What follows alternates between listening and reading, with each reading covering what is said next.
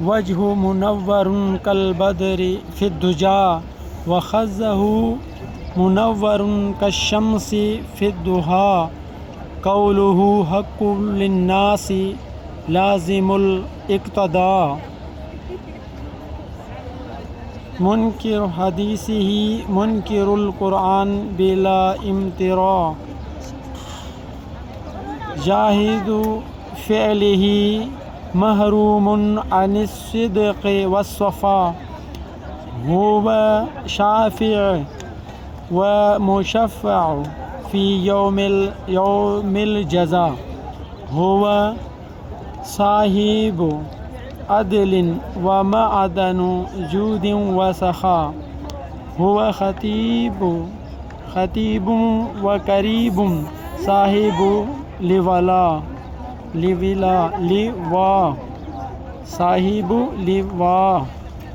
هو مخزن علوم ومنبع فيوز وعطاء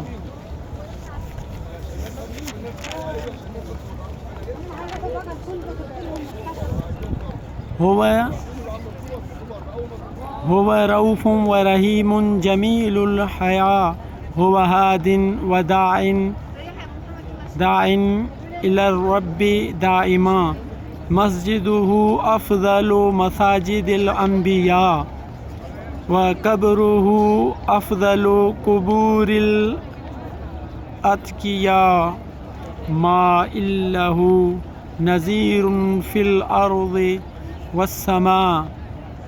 وما إن له شريك في العلم والتقى هو رحمة للعالمين وخاتم الأنبياء هو شفيع المذنبين وأفضل الأنبياء دينه أفضل وذكره أرفع في السماء علمه أكثر وشانه أعلى في الهدى هو حي في قبره كحياة الأنبياء وحرم على الأرض أن تأكل أجساد الأنبياء حياتهم أعلى وأكمل من الشهداء وشانهم أرفع في الأرض والسماء فصلى الله تعالی علی خیر خلقہ محمد وعلی آلہ واصحابہ وآل بیتہ اجمعین۔ آج الحمدللہ مدینہ منورہ میں آقا دو عالم صلی اللہ علیہ وسلم کے روضے کے سامنے حاضر ہوں اور جمعہ نماز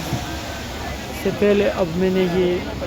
پڑھے ہیں نبی صلی اللہ علیہ وسلم کی شان میں قصیدہ، اللہ تبارک و تعالیٰ قبول مقبول فرمائے۔ وغیرہ کئی ہوں حضرت امیر حمزہ